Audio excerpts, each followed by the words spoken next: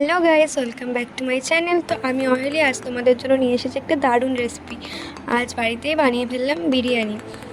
তো চিকেন বিরিয়ানি বানিয়েছি। তো এই বিরিয়ানিটা কেমনভাবে বানিয়েছি তোমরা দেখতে থাকো।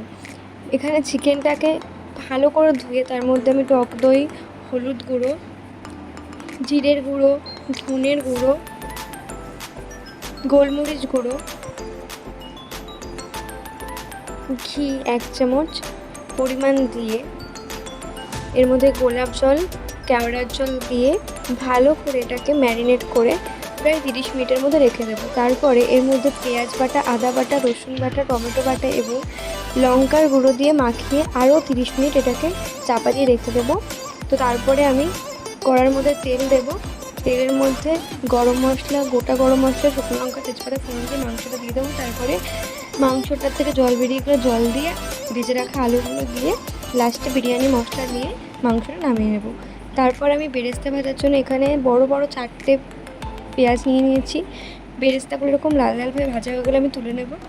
তারপরে হাঁড়ির মধ্যে গরম জল করে তার মধ্যে পরিমাণ মতো লবণ, তেজপাতা, গোটা গরম মশলা এবং একটু সাদা তেল দিয়ে চালগুলো দিয়ে দেবো। তারপরে যে মিশ্রণটা দুধের বানাতে হয় সেটা বানিয়ে নেব। এর মধ্যে প্রথমেই দেবো কয়েক ফোঁটা আতর, কয়েকটা কেশর, গোলাপ জল, কেওড়ার জল দিয়ে ভালো করে এটাকে মিশিয়ে নেব। তারপরে হাঁড়ির মধ্যে ঘি মাখিয়ে তার মধ্যে ভাতের ওপরে সেই বেরেস্তা ভাজা আর সেই মিশ্রণ, দুধের মিশ্রণটা দিয়ে তার মধ্যে বিরিয়ানি মশলা ছড়িয়ে সেই মাংস তরকারিটা পিসগুলো ভালো করে দিয়ে নেব। তো এইভাবেই পরপর আমি 3-4টে মতো লেয়ার করে নিয়েছি। তো এই লেয়ারটা করার পরে এই হাঁড়ির যে মুখটা বন্ধ করবো সরাটা দিয়ে, তার মধ্যে আটা মাখিয়ে আটা দিয়ে হাঁড়ির সরাটাকে বন্ধ করতে হবে, নয়তো ভাপ বেরিয়ে গেলে প্রবলেম হবে।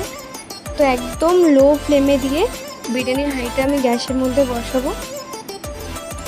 এই যে দেখো, এরকমভাবে আটা দিয়ে চারিদিকে গোল করে প্রায় 30 মিনিটের মতো আমি ভাপে বসিয়েছি। তো বিরিয়ানি রেডি হয়ে গেছে। অ্যাকচুয়ালি এতটাই ব্যস্ত ছিলাম যে বিরিয়ানিটার ভালো মতো ভিডিও করতে পারিনি। তো লাস্টে এটুকুই করতে পেরেছি। ভিডিওটা ভালো লাগলে লাইক করো। টাটা, দেখা হচ্ছে নেক্সট ব্লগে।